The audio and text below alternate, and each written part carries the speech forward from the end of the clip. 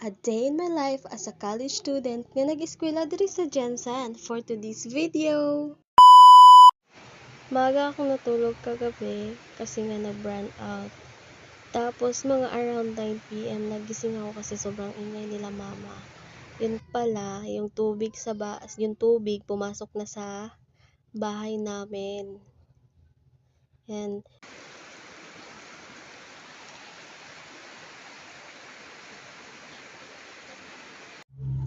nabasa din yung foam na tinutulugan nila mama kasi nga pumasok na sa loob yung tubig. And then doon lang sila sa may sala natutulog. So ayan. Sobrang lakas ng tubig. Malapit lang din kasi yung river dito sa amin.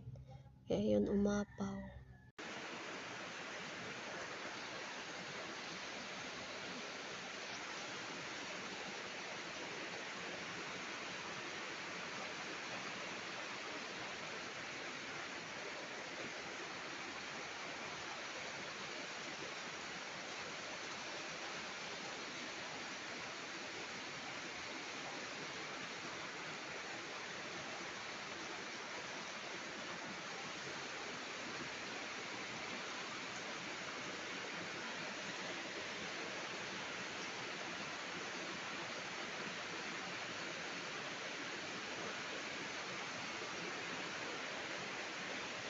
Puntahan natin kung saan pumasok yung tubig.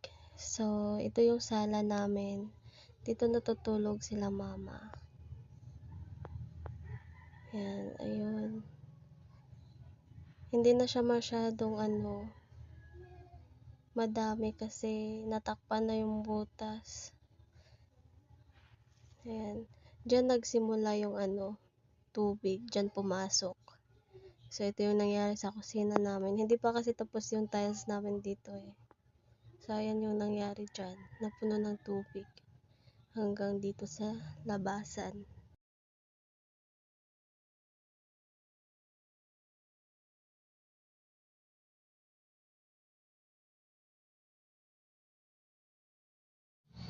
So, ayun, kinabukasan. Ayan, naglinis-linis na kami. Kasi sobrang dumi talaga. May mga naiwan na mga kalat